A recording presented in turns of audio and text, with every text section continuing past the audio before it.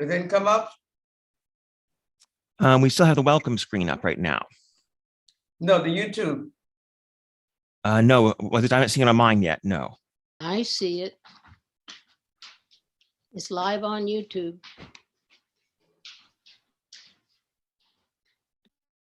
Okay, so you can start, Steve. Oh, you mean that part? Yeah, it is showing live on YouTube. Okay.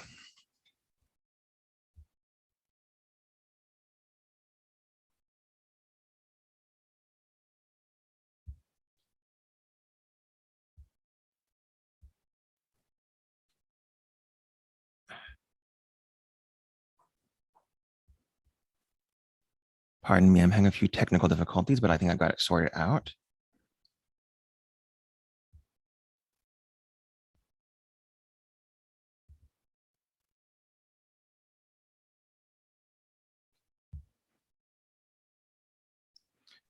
Aloha pa, dear friends. Welcome to the Sunday morning devotional program sponsored by the Spiritual Assemblies of the Baha'is of South DeKalb County and Sandy Springs, Georgia. It's wonderful to have all of you with us today. Across the globe, the teachings of the Baha'i faith, brought to us more than 150 years ago by His Holiness Baha'u'llah, its founder, whose name in Arabic means the glory of God, have inspired and continue to inspire individuals and communities as they strive to improve their own lives and contribute to the advancement of civilization. Baha'i beliefs address such essential themes as the oneness of God and religion, the oneness of humanity and freedom from all forms of prejudice, the inherent nobility of the human being, the progressive revelation of religious truth, a gradual unfolding of God's purpose with the appearance of each divine teacher, the development of spiritual qualities, which allows us to reflect the image God made us in, the integration of worship and service, with work performed in the spirit of service actually being accounted as worship in the eyes of God, the fundamental equality of the sexes, more widely evidenced in a setting of equal opportunity, the harmony between religion and science as an established fact, the centrality of justice in all human endeavor, the importance of education, particularly for children, and the dynamics of the relationships that bind together individuals, communities, and institutions as humanity advances towards its collective maturity. Again, welcome. We're pleased to have all of you join us. We'll begin with opening devotions. Please mute yourself if you're not speaking and silence your electronic devices if you are speaking. Thank you.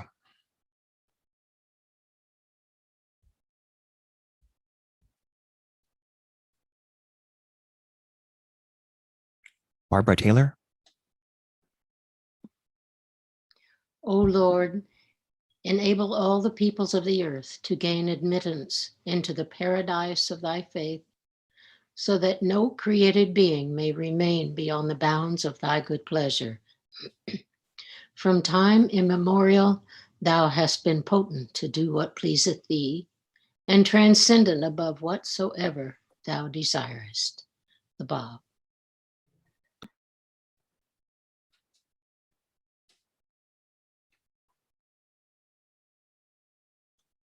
BB. Is there any remover of difficulties save God? Say, praised be God. He is God.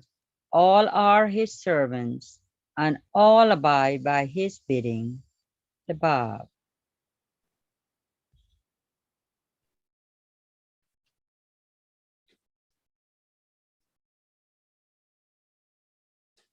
Kathy.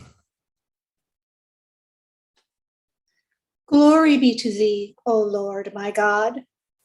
Make manifest the rivers of thy sovereign might, that the waters of thy unity may flow through the inmost realities of all things, in such wise that the banner of thine unfailing guidance may be raised aloft in the kingdom of thy command, and the stars of thy divine splendor may shine brightly in the heaven of thy majesty.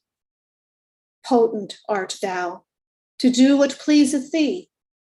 Thou verily art the help in peril, the self-subsisting. Baha'u'llah.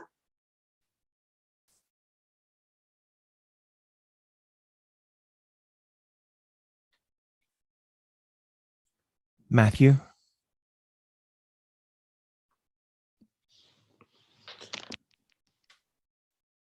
unity. O my God, unite the hearts of thy servants and reveal to them thy great purpose. May they follow in thy commandments and abide in thy law. Help them, O God, in their endeavor, and grant them strength to serve thee. O God, leave them not to themselves, but guide their steps by the light of thy knowledge, and cheer their hearts by thy love.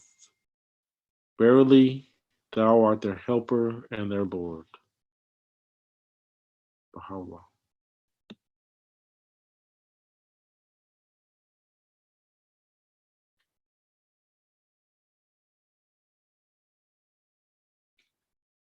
Arik,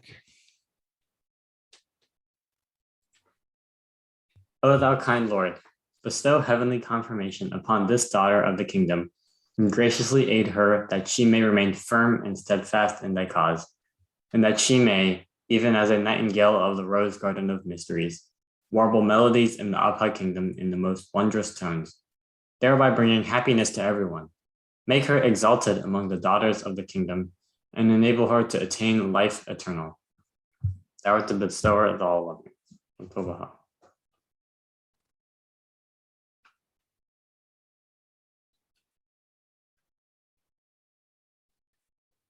Gwen,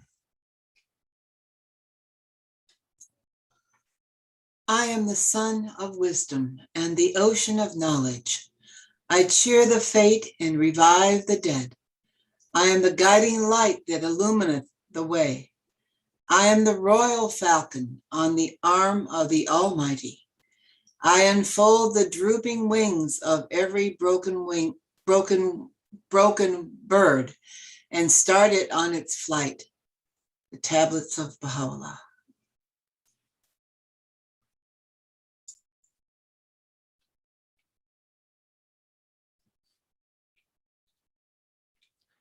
unless capacity is developed, the summons of the kingdom cannot reach the ear. The light of the sun of truth will not be observed, and the fragrances of the rose garden of inner significance will be lost. Let us endeavor to attain capacity, susceptibility, and worthiness, that we may hear the call of the glad tidings of the kingdom, become revivified by the breaths of the Holy Spirit, hoist the standards of oneness, of the oneness of humanity, establish human brotherhood, and under the protection of divine grace, attain the everlasting and eternal life.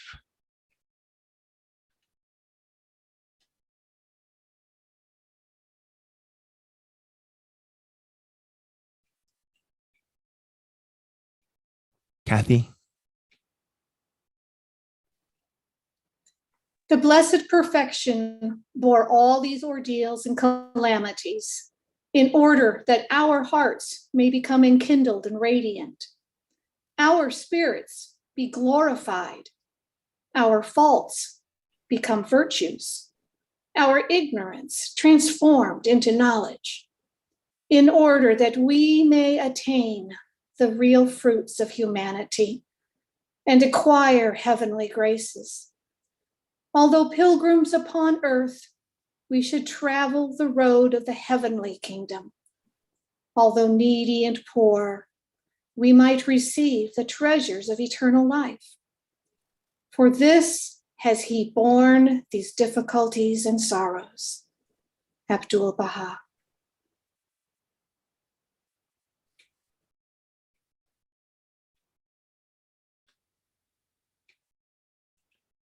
Bibi?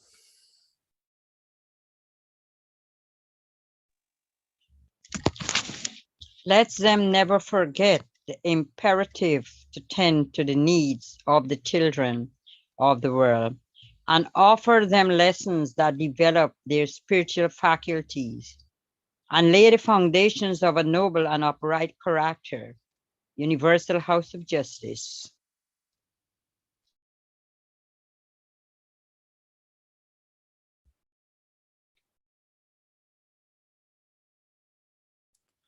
Thank you to all of today's readers. Next, we're going to listen to a healing prayer. If any of you wish to remember a loved one through this prayer for healing, please feel free to call out their name at this time.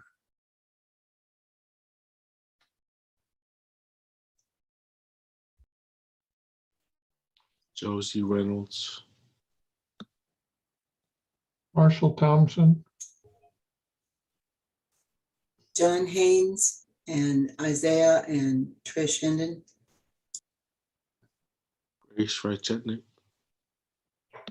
Sean Lorospi, Haifa and Ayana.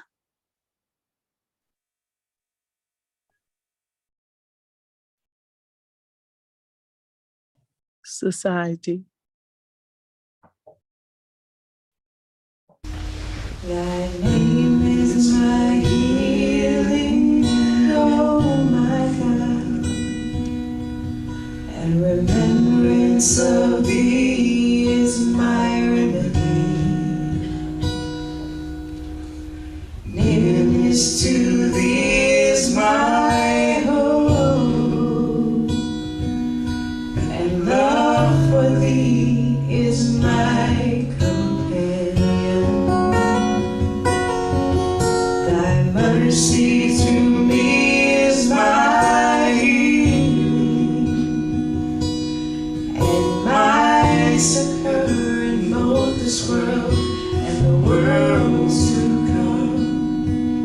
Thou verily art the all bountiful, the all knowing, the all wise.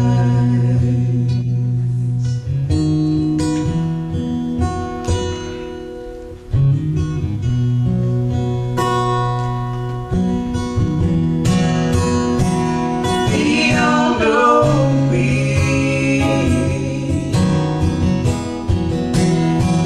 the all knowing, the all knowing, the all wise,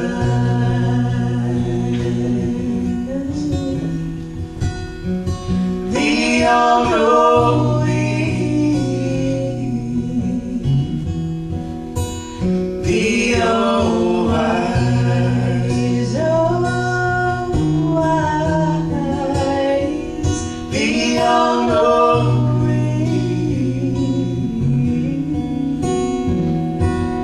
the all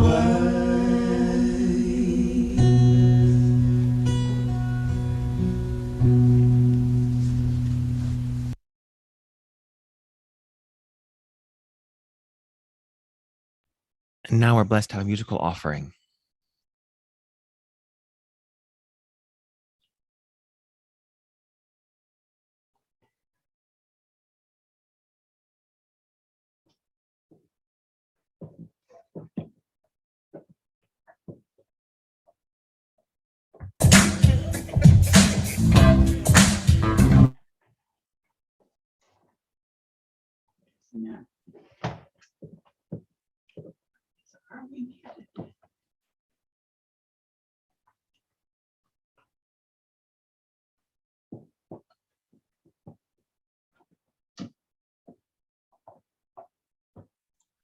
Hold on, I'm having some difficulties over here. It's not showing, right?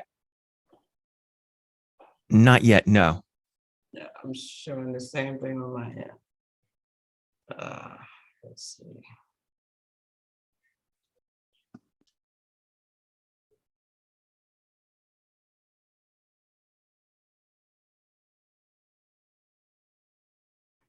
Your network bandwidth is up. Mhm.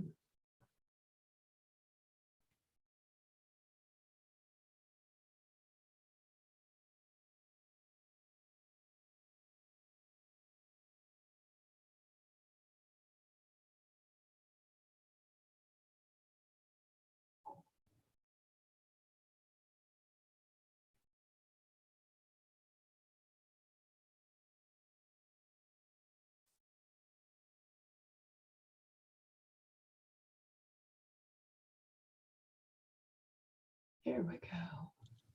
I'm sorry about that. These YouTube videos have their own minds sometimes. But it was the Unity Ensemble Choir. So hopefully next week we can get it to show. I'm sorry. All right, then. So, friends, each week we're blessed to have a guest presenter share with us their insights on a particular topic. This week, we are very happy to welcome back a presenter who gave one of our most excellent presentations we've had so far, and we're looking forward to an equally excellent one this time. So I'd like everyone to please welcome Arik Ting. Thank you, Mr. Boyanton.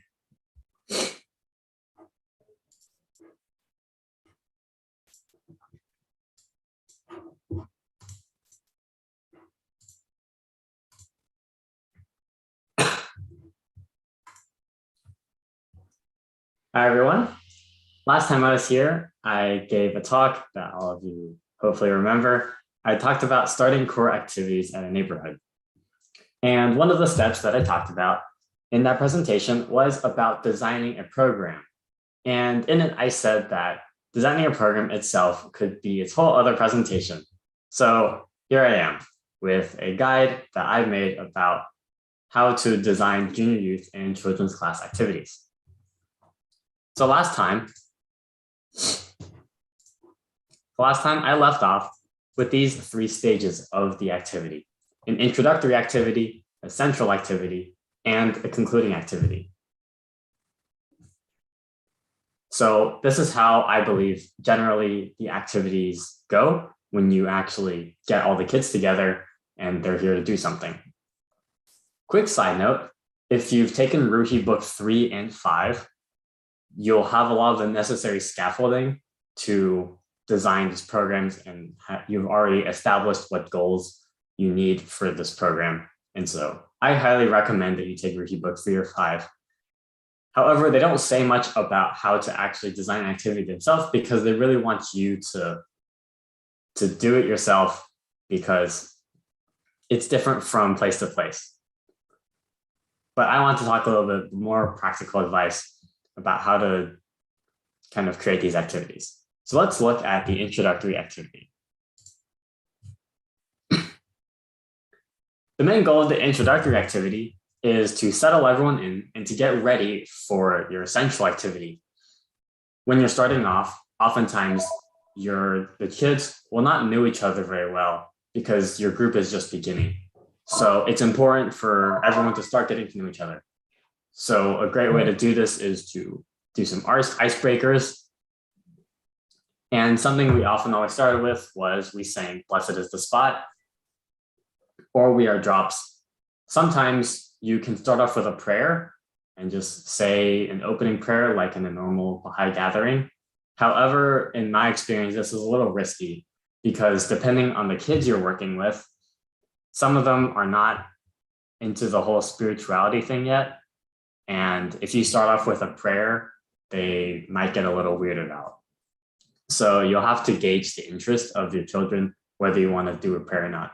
However, a song like "Blessed is the Spot" is very fitting, and it's not too imposing on them because everyone likes music, don't they? As for getting your group together to know each other better, you would want to do some kind of ice-breaking activity. Maybe it could be literally breaking ice. That seems fun. But what I mean is to do some kind of activity that can allow everyone to get to know each other a little bit better. So a lot of collaborative activities are very good, such as, doing questions and going around, what kind of superpower would you want? Or what's your favorite subject in school? Why is it your favorite subject? You can ask a lot of those things. Sometimes you can just talk with the kids and get to know them better through regular conversation before you start the main activity. However, I would also caution you that's a hit or miss. And if it ends up in awkward silence, you're going to need some backup. When you're starting, you do need this introductory activity because you'll have to go out and round up the kids yourself. And while you're going to do that, you can have another person who are staying with the kids that are already there, because some of them will show up, some of them won't show up by themselves, and you'll have to go get them. So for the people that are already there, you'll need somebody to do something with them while they're waiting for the central activity. So something we did was while me and my mom went to go get the kids, one of our friends, she helped with, we had these coloring sheets that they could do, and also along with some art projects. A lot of times we also have this puzzle of a world map. That's something the kids also like doing a lot. And also a lot of the helps them learn more and to expand their worldview because they're looking at a map of the world. So that's generally the goals of the introductory activity. You're settling everyone in, you're setting up the mood. And once everyone's ready for the central activity, you can begin the central activity. The main objective of the central activity is for the children, they need to be learning something. And for the junior youth, it's called the Junior Youth Spiritual Empowerment Program. And it's important more for the junior youth to be empowered to do something for their communities. This activity is really the bulk of what Ruhi Book 3, which is about children's classes, and Book 5, which is about junior youth groups, want you to be doing. And this is where a lot of the guidance will help you. And in my experience, the main challenge of the central activity here is to do something that's both productive and also engaging at the same time. And if you ever had experience teaching maybe in a classroom, you know this is very difficult.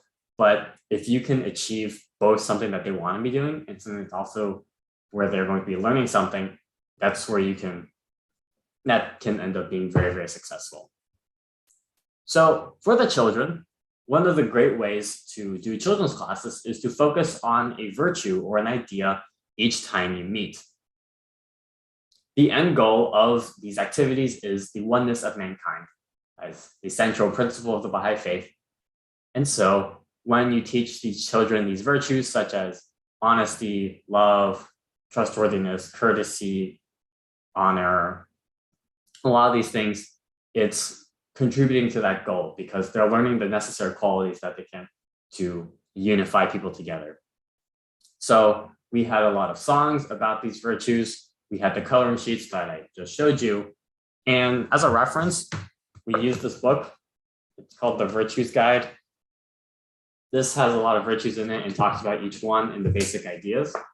And so that's a book that we had as a reference to help us with these daily virtues. And you would want to also design the program around the virtue that is relevant to each children's life or whatever's going on in recent time. So if you were to think about doing an activity right now, you know it's coming up, it's Thanksgiving. So you could do an activity about gratitude. Easy, right? And it's different as the year progresses or whatever events happen. It really depends. But here's a great example of doing gratitude during Thanksgiving time. For the junior youth programs, I just want to talk about the Ruhi books because the Ruhi Institute, they've already laid out this curriculum for the junior youth, starting with Breezes of Confirmation and then Glimmerings of Hope and also Walking a Straight Path. There's about 5 other books, but these are some of the main ones. And they've already laid out this curriculum for the junior youth to finish that period of growth. And it has all the material necessary and the stories and all of that ready to go for the junior youth to do that, to start their program. However, what we learned is that there's a hidden step before you start the Ruhi books. When we were starting out, we rounded up the junior youth and we start off, okay, here's the Ruhi books. And we just start off reading the Ruhi books. Turns out reading one of these books was not the ideal way for a middle schooler to spend their Saturday afternoon. And so a lot of them started leaving and they didn't really want to come anymore because they're just going to read some blue book that they didn't really understand. And so we decided, okay, the Ruhi books are not working. We need to do something different. So we put the Ruhi books on hold and we decided to focus more on group and service activities. And until they were ready and the group was more established, then we could resume the Ruhi books.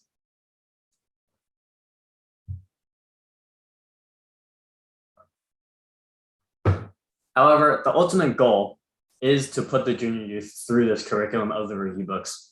But if at the time they really don't want to do it, then you shouldn't force them to do something they really don't want to do. However, when you do get to the Ruhi books, it's very important that you can put your own spin on the Ruhi books. If you've taken book 5, then you know that the Ruhi tells you not to directly follow the course of the Ruhi books and just, go by, book by book, like a textbook. And they really want you to do some kind of activity or add more to the content that they have to really put your own spin on it to make it more engaging. So to end off with a central activity, the priorities are for the children to learn and the junior youth to be empowered. And for us, since we had both junior youth and children's classes, one great thing we did to integrate the two together was that we had one of the junior youth teach a lesson about one of the virtues that the children were supposed to be learning about. And so one of the junior youth, she was like, I want to, do a lesson about justice. And we're like, that's great.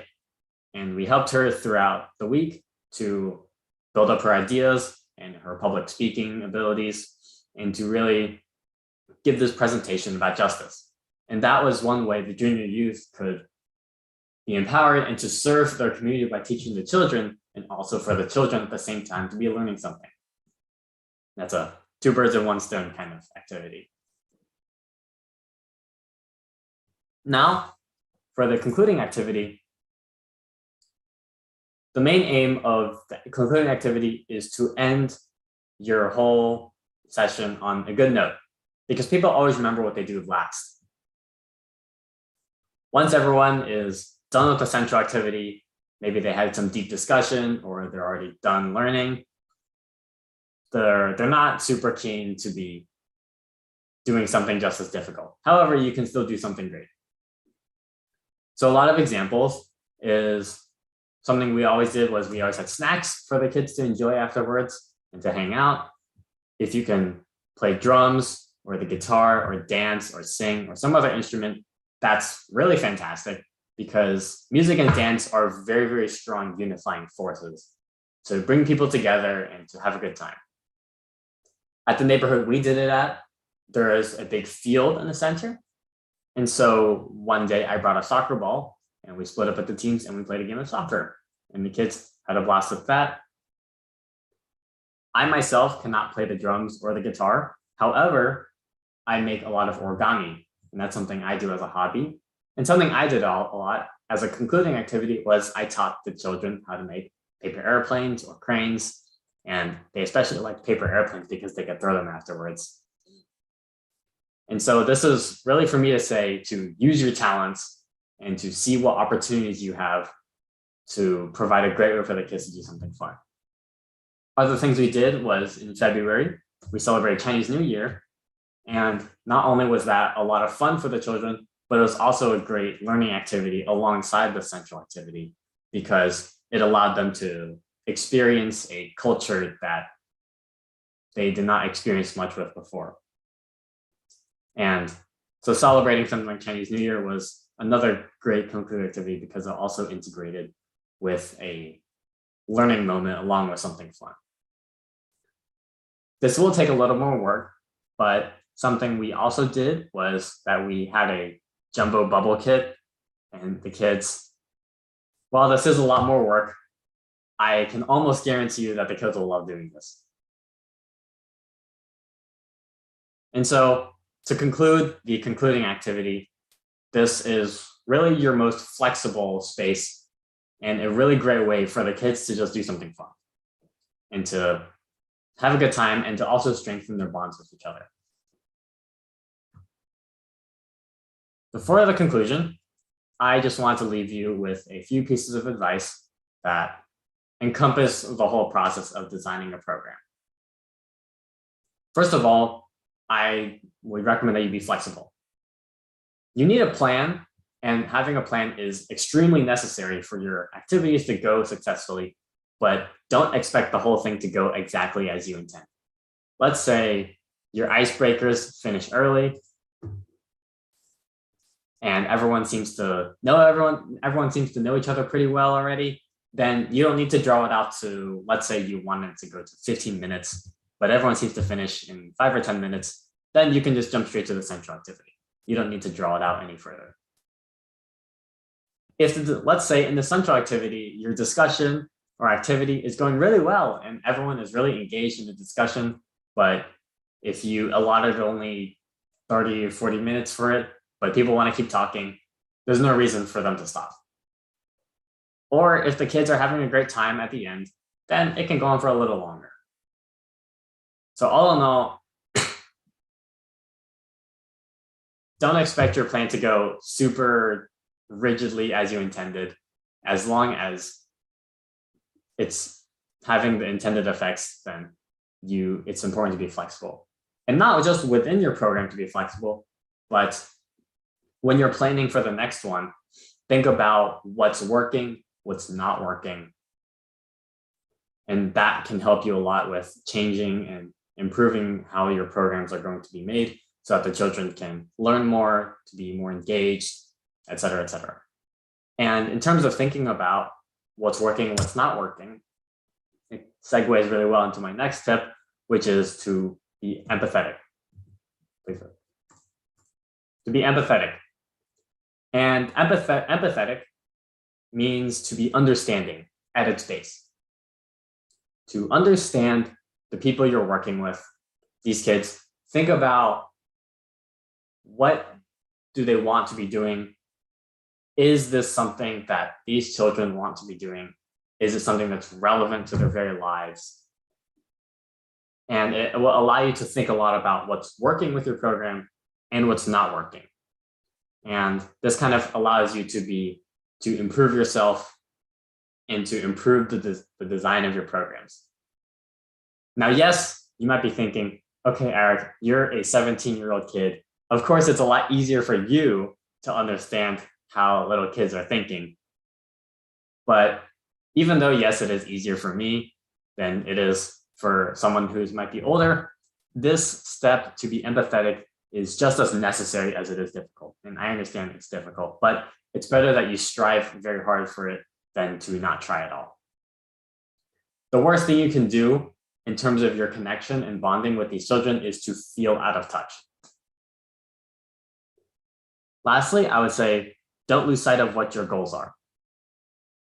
A great way to maintain the lighthouse of where you're trying to go is to refer back to Ruhi Book 3 and 5, often for guidance on what should be happening, how the kids should be responding to things, what their goals are, and what your goals are, and how you want to be developing them. This sort of goes also with the being flexible portion, because if you need to keep sight of your goals, and it's like you write down at the beginning of book 5, you write down, I want the junior youth to, learn these things and understand these things. And knowing your goals and understanding the people you're working with will allow you to think about, are we achieving the goals? Yes or no? Yes. Why? No. Why? And to really improve that process and continually grow. Best of luck to your activity designing endeavors. Thank you very much.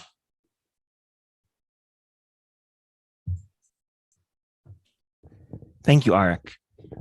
That was a very, again, well organized and well designed approach. I think it is one of the well, I don't know about everybody else, but for me at any rate, figuring out how to organize things like this is always a challenge. So do we have any questions, thoughts, or contributions? Yeah, and first of all, Eric, it's great to see you again and great to hear you again and see how well you fine-tuned your whole program here. It's wonderful. But I want to go to the very beginning. Where do you find these children? Because we're senior citizens. We're in an area where I don't see, actually, I see one child around us. So how do you find them without being like, you know, somebody who's going to be arrested? So I would say it really, how the core activities work in each place is really different from place to place. And so at my neighborhood, there are many, many children. And so we place a lot of emphasis on children's classes and junior youth. But if the place you're in there's, as you say, if there's only one child, then maybe children's classes and junior youth groups are not. How can you have a junior youth group when there's no junior youth, right? And maybe it's also, and maybe, you know, a group with more adults, it's meant for more devotional groups. However, to find children, this is something I talked about in my last presentation, but it's really important to talk to the parents, because the children, if you tell them, I'm not going to lie, sometimes some of these activities are not going to be super appealing to the children when they hear about it. However, if you talk to the parents and you say, especially for junior youth, in your elevator pitch, oh, this is a very important period of their lives, they're growing, they're beginning that period of adolescence, then the parents will be a lot more responsive and they'll be like, yeah, my child should go to this thing. And then that will help you a lot more with getting the children together. And to access the parents, you can ask the child to take them to talk to their parents, which they will probably do. Does that answer your question? Now we noted that Arik's previous talk is up on our YouTube channel, on the Baha'i Unity Center YouTube channel. So if you didn't see the original one, you can go back and look at it there. I also uploaded a shortened version that's for only about 25 minutes long on YouTube. I have a question, Gwen. Are you and Ernest close to like another neighborhood, you know, where there might be children or we don't apartment Yeah. complex? Thanks for the question, Barbara. We don't know because of COVID, we just haven't gotten around very much. And actually, now that we had our booster, maybe we'll start walking a little bit more, and because we can't do it in a grocery store, you know. So yeah, and bottom line is you pray and ask Baha'u'llah to help you. So, but thank you, I appreciate that. I wish we were closer to Eric. Yeah. Hi. You know, working with children, I know for our older people is, you know, children don't really want to. But what I am, I'm working with children, but I have a youth with me too. So if our older people can get a youth to work along with them, I think that would be very helpful. And I do agree with Arik that flexibility does a great help, you know, it helps a lot. When you're working with children, you know, you have to have make sure you have a good bonding with them, and you have to be a child yourself. Working with children, you have to many times do it their way, be a child yourself, and yeah, have that great bond with them, and things are going to go well. It's going to work well. I'm working with children, so I could tell you. Yeah. Thank you. Any other thoughts or questions or comments? Am I muted or not? No, we can hear you. Okay. One of the things we did in the DeKalb neighborhood is approach some of the schools in the area and see if they are interested in using this. A lot of the schools have after-school programs, and actually we did that in Avondale for the kids in the kindergarten age and first grade. And we carried it on for a number of years. And you have to work it out very carefully with the school and the parents and all that. But in most cases, they're eager to hear about it and happy to have a program. And so, again, being very flexible and open and talking with the people and the kids and having a youth is extremely important. I'm old too, so it's a great fun thing to do. But the idea of approaching the schools in the neighborhood, if you don't, you need to get together a group that is willing to do this on a regular basis. We visited the school once a week, and we were part of their after-school program for kindergartners. And that went on for a number of years. So if you don't have any kids in your neighborhood, you can check in with your schools, but make sure you have some people who are willing to work with you to do this. Okay? Thank you. Hi, Eric. I just want to say thank you very much for another wonderful presentation. We really enjoyed your presentation last time. And I want to share with you that after your first talk, Stephen, my husband, and I, we got so inspired. And we said, yeah, let's do it. Okay, just put a date or whatever date it is, just do it. And the good news is because we always wanted to, because we were actually supposed to locate in China, we got kind of stuck here due to the pandemic. But we want to keep the program, get it started. And then good news is we managed to find another use, and we contact it's the central, darling, it's the central cab, and they responded very fast. And they also found an animate, and I think we can maybe start in 2 weeks or so. So just want to share that with you. Thank you for inspiring us. So yay. Okay. Yes, wonderful. Thank you. That's very exciting to hear. Yeah. Because we also think, we're going to wait and have this excuse. I said, yeah, let's just do it. Okay, put on date. And Steven said, yes, just put on date. Okay. So sometimes it is true. You just need to, I remember one thing you said, if you just keep preparing, you will never be prepared enough, so just keep waiting, just do it. Okay. So, yeah. Yeah. Another thing I'll throw out. If you can find people who are willing to take book 3 and book 5, no matter what their age is, when we did those books, we actually had practice as they went along, and so you hadn't completed the book until you'd done the practice.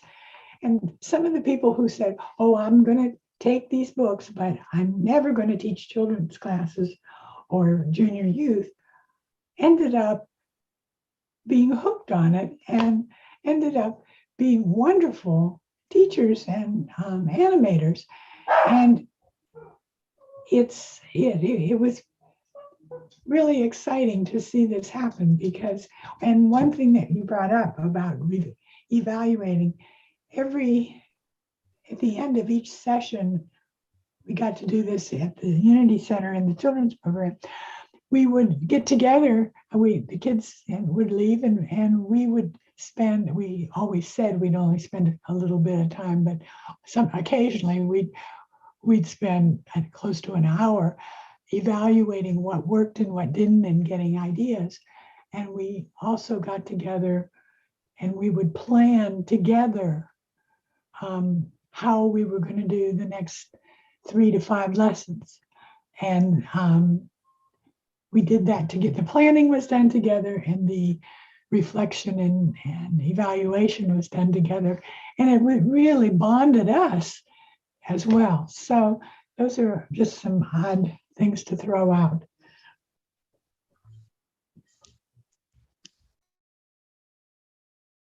All right, are there any other thoughts or comments? If not, then let me make a few quick announcements before we wrap up for today. So as I mentioned before, today's program has been recorded and will be posted on the YouTube channel entitled South DeKalb Baha'i Unity Center, where you can view it and invite others to view it as well.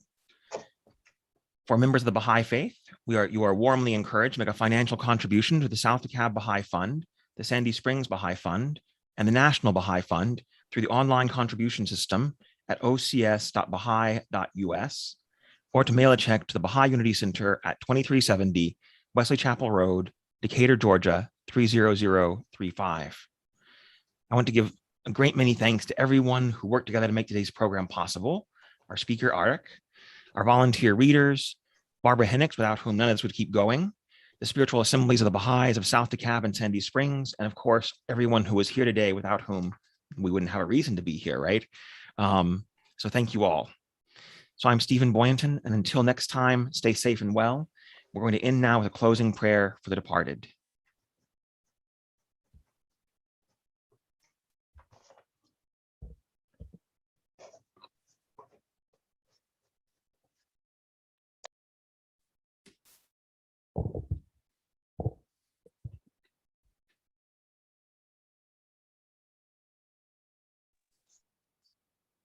Can I say the closing prayer?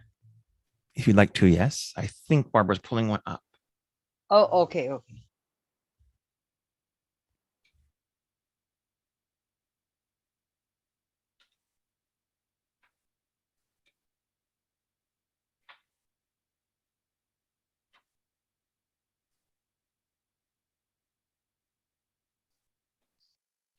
Go right ahead, Bibi. Okay. Oh my God, O thou forgiver of sins, bestower of gifts, dispeller of afflictions, verily, I beseech thee to forgive the sins of such as have abandoned the physical garment and have ascended to the spiritual world, O my Lord. Purify them from trespasses, dispel their sorrows, and change their darkness into light. Cause them to enter the garden of happiness, cleanse them with the most pure water, and grant them to behold thy splendors on the loftiest mount.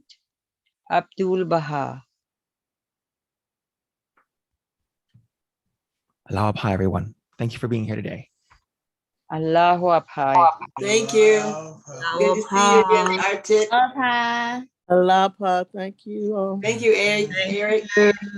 Thank you, Ari. Awesome, awesome, Eric. Thank you, Ari. Aloha. Allahu Akbar.